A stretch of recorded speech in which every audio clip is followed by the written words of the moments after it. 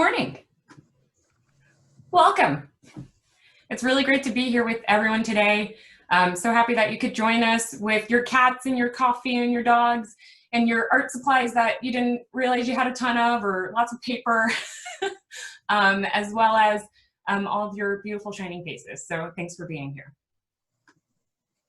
As always, we encourage participation. I've even got a high five hand in the back. So if you so feel inclined, lots of emojis to use as we go through today's talk. So we usually kick everything off with a group photo, so we get you to participate or encourage the participation quite early in the morning. So if you all are ready, if you'd like to put your camera on, if you haven't already, I'm gonna get myself ready for a screenshot, and then we'll take 3. I think 3 is a good number. All right, so everybody have their mug ready or their jazz hands ready or whatever. All right, ready? 1, 2, 3. Okay, maybe we'll do 2. I'm feeling in a 2 mood today because I think that one was pretty good. All right, here we go. I'm just gonna wave. Everybody ready? Oh, there we go. 1, 2, 3. All right, photographers always lie, and I forgot there's a whole nother page of folks, so that's why. So we're gonna take one more. All right, here we go. And a 1, and a 2, and a 3. All right, cool. Thank you for participating so early in the morning. You are appreciated. All right. So Creative Mornings is now in 216 chapters. They just added one in New Orleans recently. So nobody from New Orleans is here, but welcome. We're in 67 countries with 27,000 attendees per month, with over 8,000 talks online and 10 million views. So the numbers have gone up, which is pretty cool. This morning's theme is Spectrum. I don't know if anybody else has some rainbows going on, but we're excited for this morning. All right. And as always, we always like to thank our sponsors, both global and local. So the first one is MailChimp. And MailChimp has started this new chapter in a lot of the material they've been putting out since the pandemic started. And they have just created this series where powerful women discuss the books that moved them, changed their lives when they needed it the most. Next is WordPress. And WordPress continues their Own Your Content series and has a ton of different interviews and other resources that are geared towards content creation. And last global sponsor is Basecamp. And Basecamp has a new approach to email called Hey, which is designed to fix common challenges with email clients like Google and Outlook. And we'll drop some links into the chat.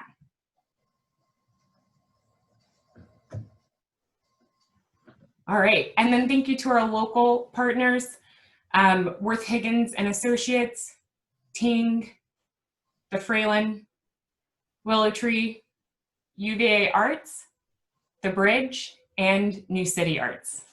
We've got a couple announcements. I'll share the first one from Worth Higgins and Associates. So there are 3 days left for the annual wrapping paper contest that they host.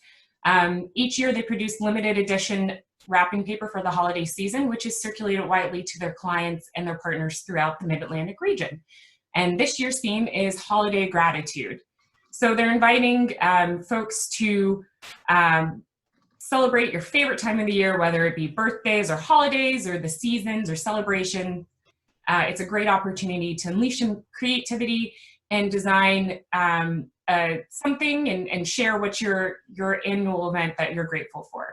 So there are a couple of details in they've posted that on their website, and the contest is open to anyone located in the US. The deadline is 5 p.m. on September 21st. And next, we'll have an announcement from the Fralin. Good morning, everyone. Just wanted to remind everyone that we are plugging away with our virtual and online programming. And I actually have the links here in the chat. So if you go to our website and click on the Fralin from Home link, you can see what we're doing right now. And then I've also got a link to our YouTube channel. So a lot of the things that we've been doing, we've been recording. We have curatorial clips that our curator and curators and director have been doing, and faculty from the art department will be doing. Our partnership with the Kluge-Roo, which is called The Art and Life. We've done 2 of those, which have been a lot of fun, and those are on YouTube as well. For those of you who know about our Final Friday event that's been happening at the Fralin for like 40 years, we attempted our first virtual one last month, and we're doing another virtual Final Friday next Friday, the 25th, which will be streamed on Facebook Live. And then next Saturday, we have our wonderful docent, June Heinz, who's been doing meditative art in the museum for years. She is now doing that virtually as well, and that is happening next Saturday.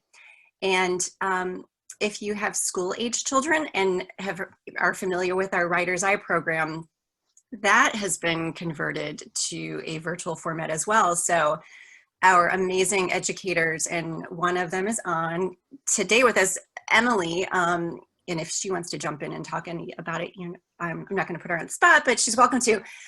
So yeah, they have just done an amazing job making that program accessible to children in our area who are in the city and county schools. So yeah, we're doing our best to adapt to this new world. And yeah, check out those links in the chat to see more.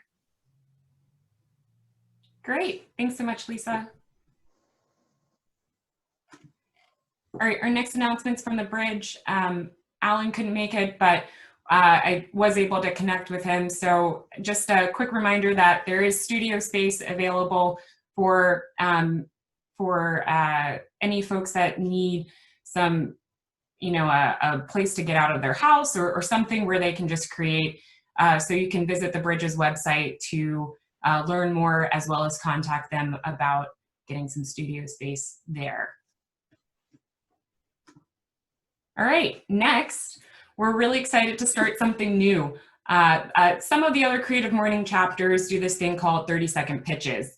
And it's an opportunity for their members to pitch a side project or a job posting, a charity they're involved with, or their work for hire. So we decided to bring this here because it's hard to feel connected during this time. And we thought that this could be another avenue for any new folks who have come to the area or anyone who's been here for a while to be able to share what it is that, that they might be able to offer to the community.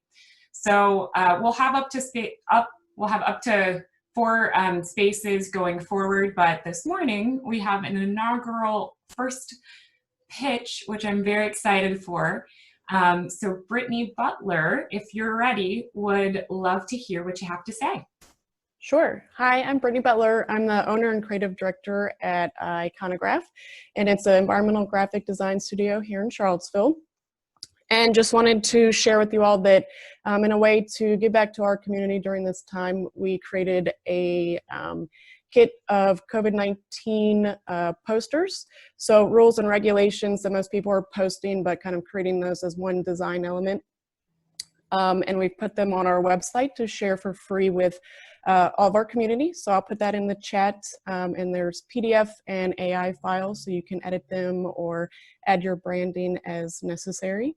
And side pitch, we are hiring designers, so you can also find that on our website. Great. Thanks so much. And thank you for being our first person. There will be more opportunities for that later. Now that you've seen a 30-second pitch, it's no sweat. Hopefully Brittany would say it's no sweat. She's smiling. It's harder to stick to the 30 seconds than to plan for it. So there you go, folks. Hopefully you'll sign up for next month's. Would love to have to randomly select 4 people instead of knowing exactly who we're having. So thank you for that. All right, as always, we like to share a virtual manifesto. So I'll put it up on the screen. Is there anyone who would like to read it for us today? You can either use the raise your hand, or I'm kind of scanning the videos to see.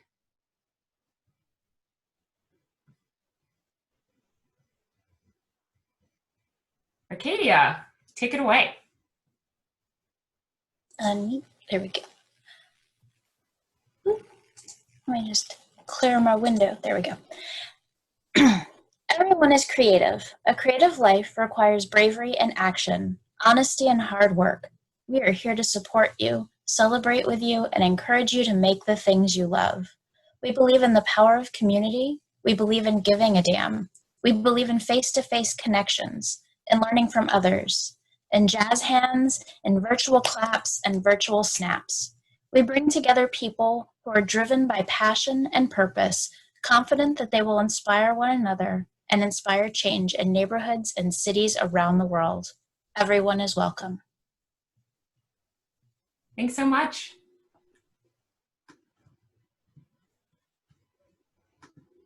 All right, so the moment we've been waiting for. Hannah Cattarin is the assistant curator at the Fralin Museum of Art at the University of Virginia and holds a master's degree in history and theory from the University of Essex in Colchester, England. Their curatorial interests include contemporary art and the enhanced visibility of BIPOC, LGBTQIA2S+, and femme artists. Before joining the curatorial department at the Fralin, they served as the curatorial assistant at the University at Buffalo Art Galleries. So please join me in welcoming Hannah. Thank you, Corey. Morning, everyone. Just gonna do the awkward share my screen. Takes me a second thing.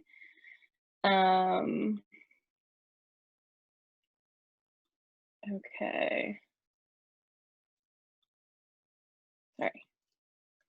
Ooh.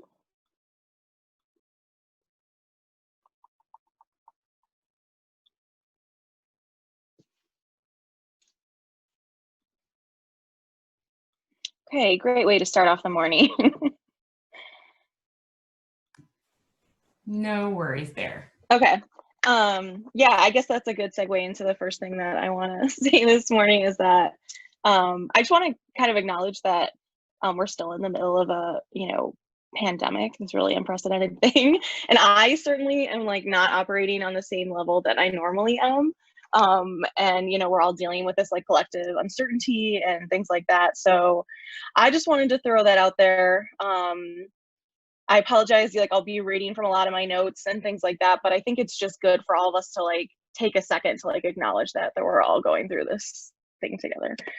And I also want to note, I am not in Charlottesville currently. I'm currently on the territory and homelands of the Seneca Nation in Western New York State.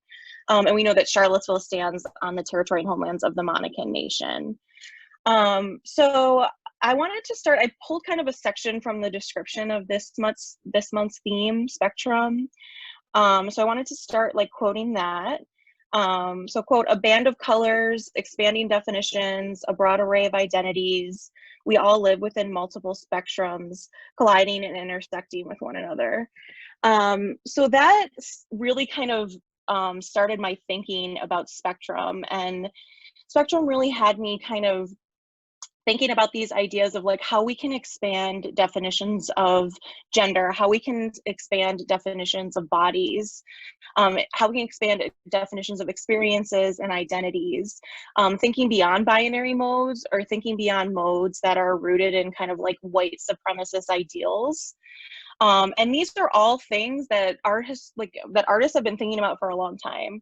A lot of really amazing artists have been thinking about that. And art is a really powerful tool and a really amazing way that we can kind of think through these ideas. So this morning I wanted to give my time over to some contemporary artists whose work has greatly enhanced my thinking and has helped me challenge, for myself, normative definitions, definitions that traditionally don't allow for the possibility of looking at things on multiple spectrums. So I'm really excited to share these artists with you. I'm going to be spending time, this morning. I really want to focus on the artists' words themselves and their descriptions of their work. So I'll be quoting a lot from them. And if it's anything like my run through last night, I will consistently forget to say end quote after I end quoting them. So I apologize for that in advance. But I really want to break down this hierarchical idea of curator. This morning, I'm just a fellow human, and I want to share some cool art with you that I really like. These are very brief looks at these artists with the time constraints and, I want to show you as much as possible. So I definitely encourage you, if it's something you're interested in, to go, Google them and spend more time with them. It's really hard to just spend 3 slides talking about an artist's practice. So I definitely encourage you to spend more time with any artists who spark your interest.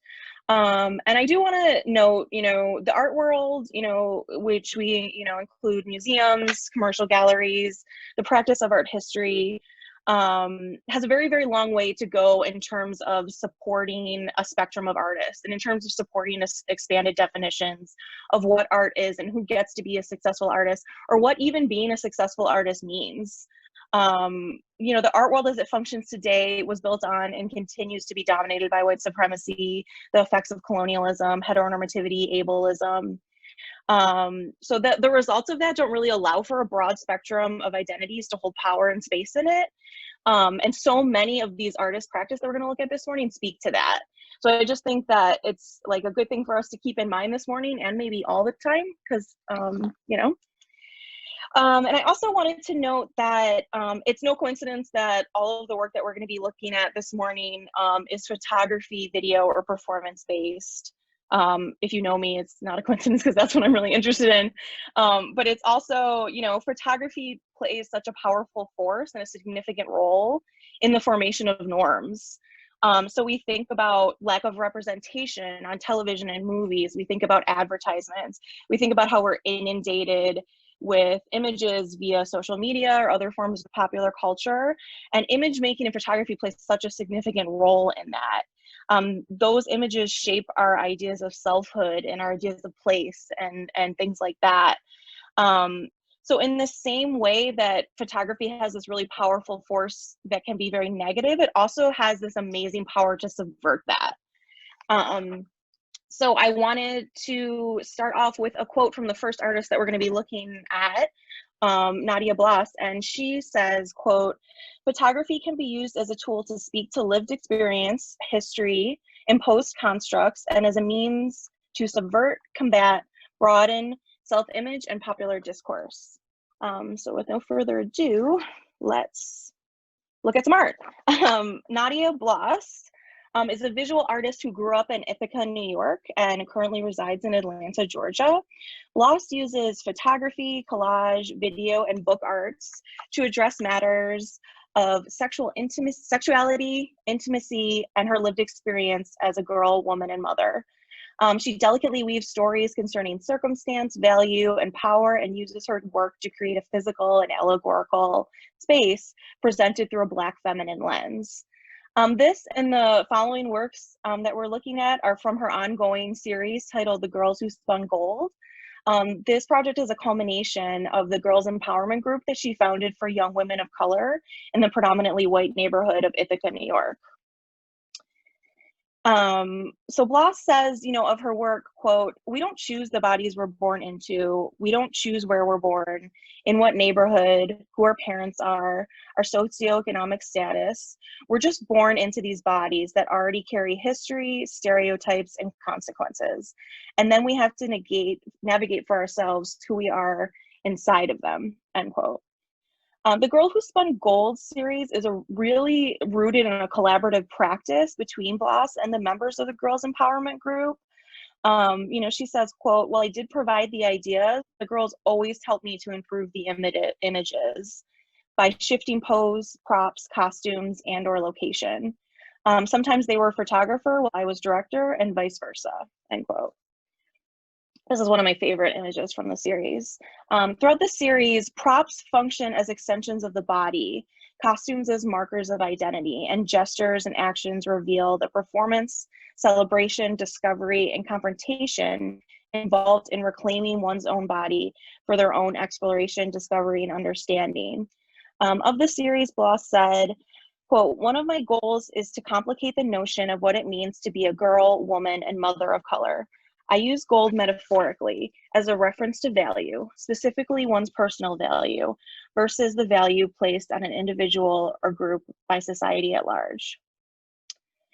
So the next artist we're going to take a look at is Pillow Princess. And also, when I was thinking about spectrum, I like the idea of expanding our definitions of how we think about the way that art needs to be displayed or experienced. So Pillow Princess is an artist who mainly displays most of their work on Instagram.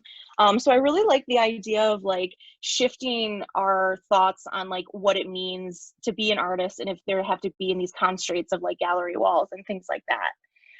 So Ryan Huff, known as Pillow Princess, is an artist based in Buffalo, New York, who works in performance, photography, drag, drawing, and more. Pillow Princess's work can be found on Instagram at Pretty Pillow Princess. I highly recommend you follow them because, I mean, I absolutely love their work.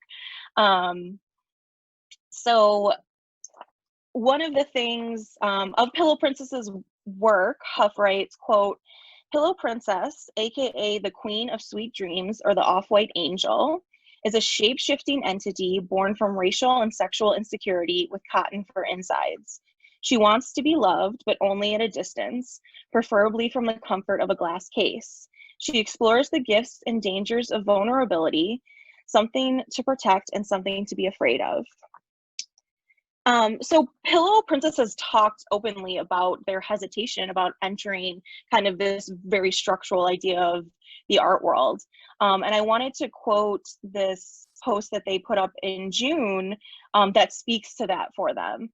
So quote, "As an artist of color, I find it difficult to trust white artists or artist elites because I'm afraid my heart and soul will be harvested. That's why I'm afraid to sell my art or put out a lot of things that I do in galleries or online or anywhere. That's my whole identity. So I work alone most of the time, despite knowing that collaboration is so precious for the art world. That being said, if you have a piece of mine or enjoy my drag or are ever curious about where my imagination comes from, just know that it will always be this: blood, fear, survival, and joy." Okay, so the next artist we have here is Casills. Casills is a visual artist working in live performance, film, sculpture, and photography, and they're based in LA. Through their practice, Casills makes their own body the material and protagonist of their performances, while contemplating the histories of LGBTIA+ violence, representation, struggle, and survival. For Casills, performance is a form of social sculpture, drawing from the idea that bodies are formed in relation to forces of power and social expectations. Casills' work investigates historical contexts to examine the present moment. And these images here are from a series titled Advertisement, homage to Linda Banglis. And they derived as part of a larger project that was a 6-month durational performance titled Cuts, a Traditional Sculpture. And in this performance, Casills inverted Eleanor Anton's 1972 work, Carving a Traditional Sculpture. And rather than dieting like Anton did and then documenting it in a series of photographs, Casills used their mastery of bodybuilding and nutrition to gain 23 pounds of muscle over 23 weeks. In contrast to the feminine act of weight loss in Anton's carving, Casills' cuts involves transformation into a traditionally masculine muscular form. So the culmination of all these photos happened on the 160th day of the durational performance Cuts. And Casills created this work, like I said, titled Advertisement, homage to Linda Banglis.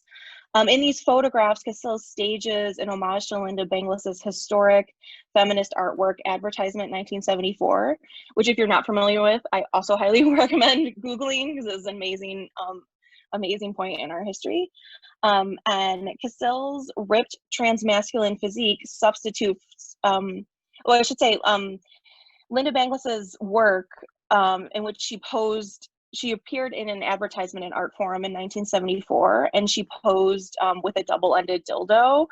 And this work is speaking to that, as Cassell's ripped transmasculine physique substitutes for Banglis's phallus. Cassell's disseminated these images of self-empowerment and trans representation to gay fashion and art publications, and placing this work within the context of LGBTQ specific media in an attempt to signal a shift in American cultural landscape and highlight the role of Banglis in feminist art. This is another artist I'm really excited about. Leonard Ciuraya is a Chicago-based artist whose work tests the boundaries of intimacy, community, and family. He uses photography, video, performance, and installation to show how the everyday is layered with histories, meanings, and potential. And I mean, thinking about, we're thinking literally of color spectrum, like these works are so saturated in so much amazing color, and there's so much to look at. I really love them. So Uriah's work is rooted in the visual exploration of his lived experience as a Chinese-Indonesian immigrant to the United States.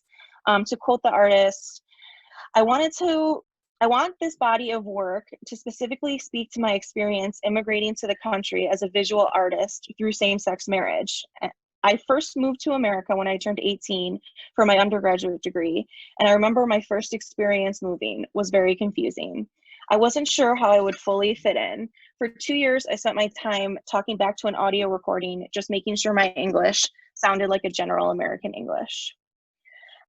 These images from Uriah's series titled are all from his series titled False Idols, and it began in 2016 and was made over the course of his application for a green card.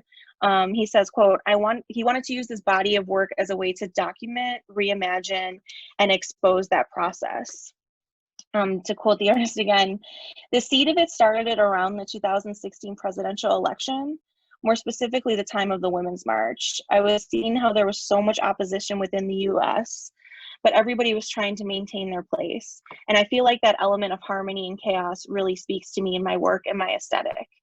False Idol explores themes of imagination, social superiority and inferiority, trauma, relationships, family, trust, and community. Each image is methodically staged, cinematic, and saturated in color. Perfect for spectrum, like I said. An aesthetic that evolved from Uriah's theater training. Personal narrative is an important aspect of Uriah's practice and played a role in the formation of the False Idol series. Again, to quote the artist, I feel like speaking about my autobiography is a strategy that helps me get closer to fully realizing and communicating my vision. I tend to speak more about my own past and present experiences because I find it less obstructive to other people. So for me, it's a strategy to tell people, hey, this is what happened to me, in hopes that they would empathize with me and check in with their own realities. It's more about my lived experience via a queer immigrant perspective. That is what I want to share. So again, just thinking about the ways that artists can express like a spectrum of lived experiences. So our next artist is Lauren Butchness. Lauren Butchness is a Tucson-based artist who works in both painting, video, watercolor, and gouache. Her work focuses on the body politics surrounding fatness. Of her work, Butchness says, quote, my work challenges the idea that fatness defines the individual and confronts the validity of body standards. While my paintings and videos are self-portraits, the lack of identifiable features strip me of my identity to suggest that society uses my fatness to dehumanize me. My hands interact with the faceless fat figure, gripping and squeezing the flesh, trying to keep the forms contained while forcing the viewer to confront my fatness. So these three images are stills from a video work that Butchness created titled Carry That Weight. And in the work, Butchness holds and spreads pink putty across her chest and stomach. And through that, constantly spreading this amorphous, what she refers to as a faux flesh, grabbing, squishing, pressing, and shaping it against her body. She's really visualizing her experience with what she feels as both invisibility and hypervisibility, along with her frustration and never being seen beyond her fat. Again, to quote the artist, as a fat person moving through the world, I often hear that it is unnatural to be fat, that I should lose weight until my body fits what society considers natural. But how can that be natural if I have to weigh, measure, and monitor every aspect of my body? My fat body is natural, and like nature, it will not be controlled. Butchness's work often explores the questions she is forced to ask herself every day. Questions like, quote, will I fit? Will I fit into a physical space, a psychological space, a societal space? And if I don't, why not? Am I more than my fat body? Am I seen beyond my fat body? And again, thinking about spectrum bodies was something that really came up for me, and so many artists are thinking about this, but how we expand our definitions of what a good body is, what a good body means. And now I'm just embarrassed that I did air quotes on Zoom, but here we are. Okay, again, some of you are probably familiar with Martine Gutierrez's work. And while I kind of talked about Indigenous women a lot, I don't get to talk about the masking series that often. So Martine Gutierrez is a Brooklyn-based artist who works in performance photography and film.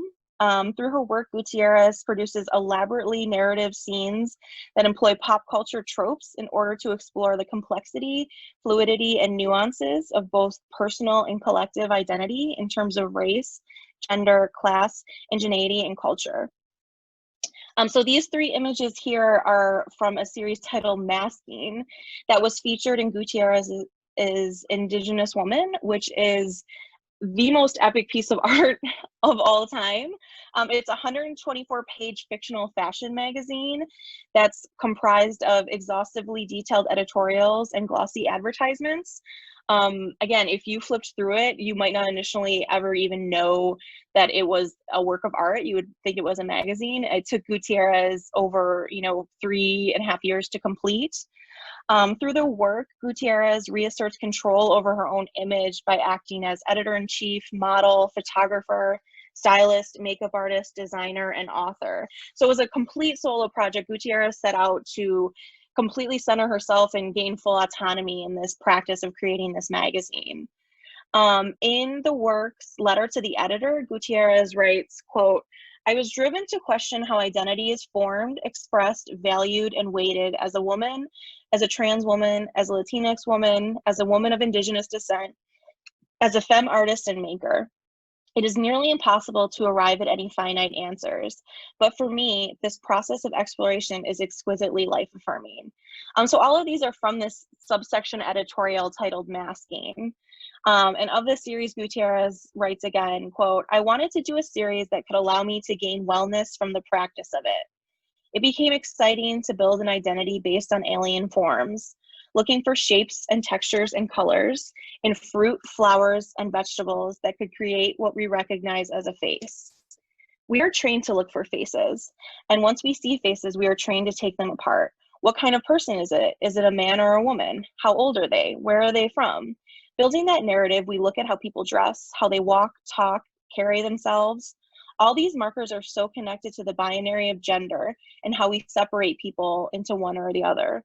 There's so little opportunity not to be shifted into these 2 categories, and masking was the opportunity to treat this as alien without being sci-fi. Okay, Nona Faustine, also an amazing artist. Faustine is a photographer and visual artist who was born and raised and still works in Brooklyn, New York. Her work focuses on history, identity, representation, and what it means to be a woman in the 21st century. I apologize for this grainy photo. Her photographic work plays with historical narratives haunted by the Black female body. She has used self-portraiture to remark locations in New York City where the history of slavery is literally buried physically and psychologically. These images are from the White Shoe series, and to quote the artist, quote, situated inside a photographic tradition while questioning the culture that bred that tradition, my practice walks the line between the past and the present. My work starts where intersecting identities meet history. The self-portraits are complex explorations that put them in dialogue with daguerreotypes of the enslaved in South Carolina in 1850. Images commissioned by the naturalist Louis Agassiz and daguerreotypist J.T. Zealy, and the Hottentot Venus, steeped in pseudoscience and phrenology. Self-portraiture allows me to respond to those images of people who are put on display as examples of inferiority, politicized Black bodies in the early history of photography, images made long ago and ideas perpetuated even now. So again, I want to quote Faustine here. Quote, in the series White Shoes, I quietly yet defiantly photograph myself at locations that refer to the largely unknown 250-year history, hidden history of slavery in New York City. Wearing nothing but symbolic white pumps, I document myself in places where the history becomes tangible, acting like a conduit or receptor in both protest and solidarity with people whose names have been forgotten and whose contributions remained unacknowledged. Conjuring past memories embedded in the land. For a few moments, I am at the curtain of time collapsing dimensions. And the last artist here is Xaviera Simmons. Xaviera Simmons is a Brooklyn-based artist who works in photography, performance, video, sound, sculpture, and installation.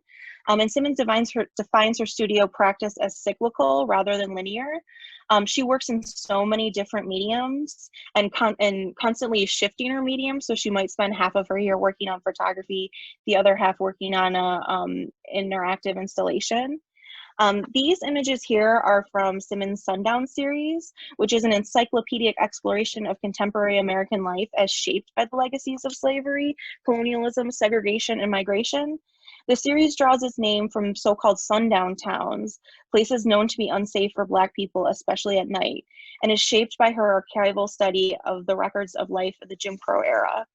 The Sundown series utilizes performative staging in order to embed heavy visual metaphors within a rich aesthetic while pointing to the still precarious circumstances of people of color in America. In this rigorously researched body of work, Simmons engages with historical imagery, layering archival black and white images of American life across staged scenes that our characters inhabit. Using floral backdrops and patterns, the Sundown series works to both highlight history as well as contemporize it. I've probably definitely gone way over on time, but that is it. Those are just some artists that I really love, and when Emma invited me to talk about Spectrum, they immediately came to mind. And again, I really encourage you, if you're interested in them, to spend more time researching them, because it's really impossible to talk about an artist's work in 3 slides. But and again, I'm sorry for reading. Zoom is so weird. And yeah, thank you, everyone. Thank you, Hannah. I'm quietly clapping because it'll create an echo. Thank you. Any questions for Hannah? You can either put them in the chat, keeping an eye on that, or unmute yourself and ask. And also, Hannah, if you don't mind, could you put like a list of the artist names in the chat? Because I don't know about everybody else, but I was trying to like write everyone down, but then I was like, ooh, look at that. So yeah, any questions while she's doing that?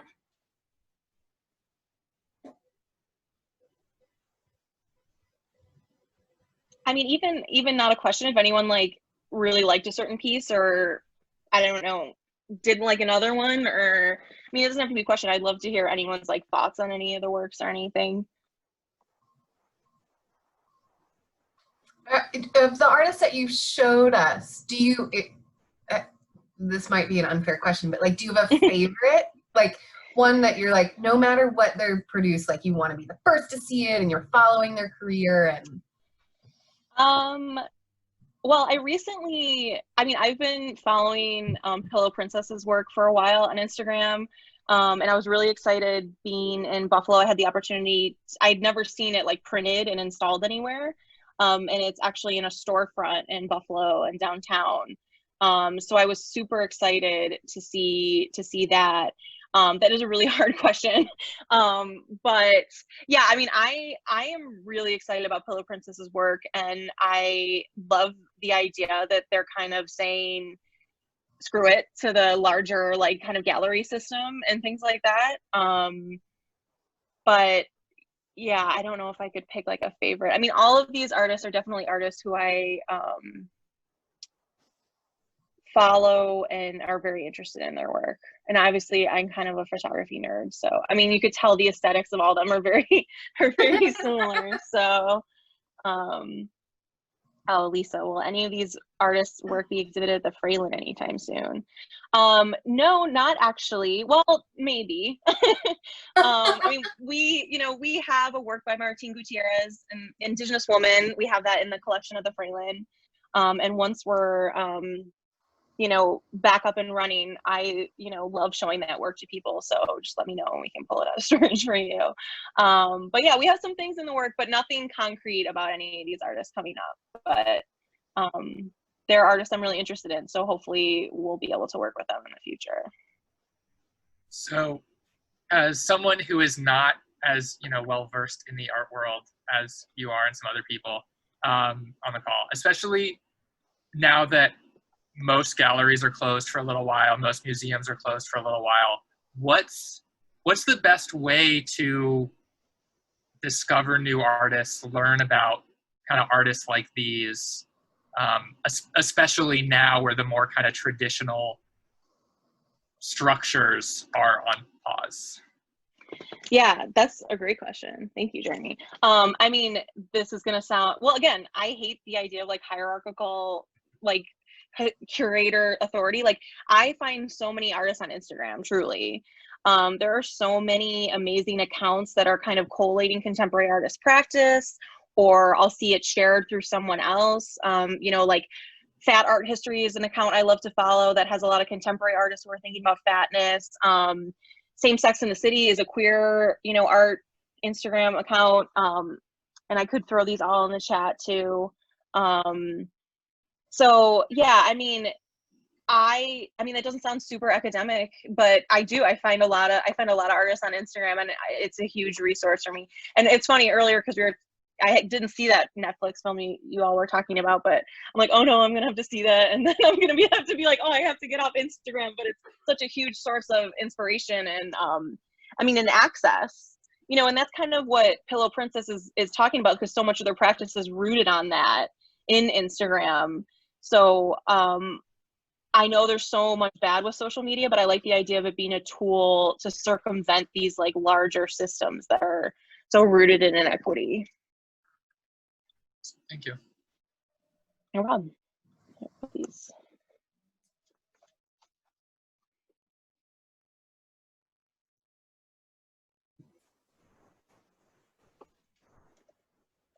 Oh, Samantha, it looks like Samantha has a question. Yeah. Hi. Hi. Yeah, I was going to play off that last question, and thinking about like the often sort of problematic nature of like exhibitions and sort of the exhibition practice, but then also tacked on that, like exhibitions happening in space, it's a lot harder to do these days anyway, now that we're all on screen. So taking Right. these two things, this sort of continued kind of reckoning of inequities in the art world, and then also everything being flattened. Are there other ways for like the future of sort of art worlds that excite you now going on? Like Instagram is actually what I hear a lot of other like people really interested in emerging contemporary art talk about. So I think that's a really exciting platform. But are there other sort of ways that you've imagined thinking about like the future of exhibition and like contemporary art? Yeah. Well, both of my bosses who are here on this call will attest to this. I definitely have thought a lot about, and particularly recently, burning down the whole model, the whole like traditional model that we have of galleries and museums and systems like that. I think there are so many amazing artists who are thinking about that, are thinking modes and ways to do that, like artist collectives, organizations, like, things like the Bridge does, like just supporting, local artists and thinking about things like that. I am really for kind of totally reimagining how we do this. I don't have the answers for that now. So many people do. And so many people have been pushing for this and talking about this for, way before I was thinking about it. But I think, the culmination of COVID and this moment that we've reached this kind of like breaking point. And I'm excited to see what happens. So that's not really an answer to your question, but I just, you know, like, I'm really motivated by that. Like, and part of what I want to do is help see that happen. So again, like increasing visibility for artists like you know, outside of these kind of, you know, more formal systems. Yeah, I mean, anyone, you know, like you could start an Instagram account and you post all the artists you like to it, you know, and like then people can see it and like you can increase exposure. Like, you know, if you're going to go on Instagram, and I'm sorry, I'm working on this list, and, you know, follow all these artists, like share them in your stories, and people will come across their work, and that just helps, you know, increase their visibility. And maybe we can create a system that can be sustained outside of, you know, outside of these hierarchical ideas. So.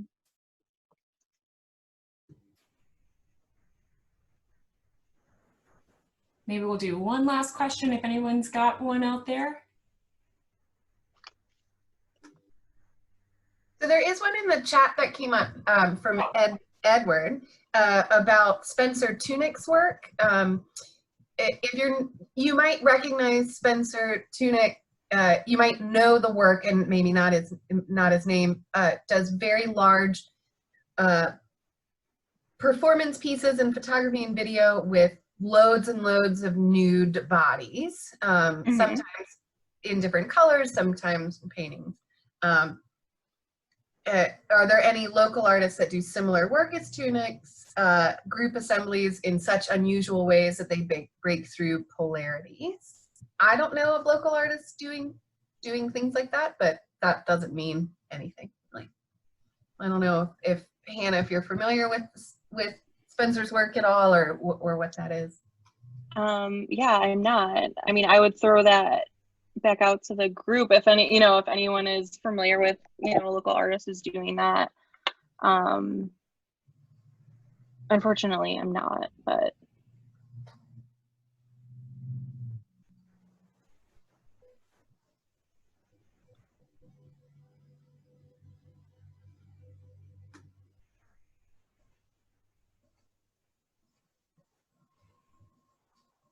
Edward said, keep it in mind for sure. For sure, yes, thank you. All righty, well, thank you again, Hannah, for sharing with us this morning, sharing some really fantastic works by all sorts of different kinds of artists. I know I thoroughly enjoyed hearing you speak about it and seeing the collection that you brought for us today, so thank you very much. Lots of applause emojis going on and actual applause in video windows.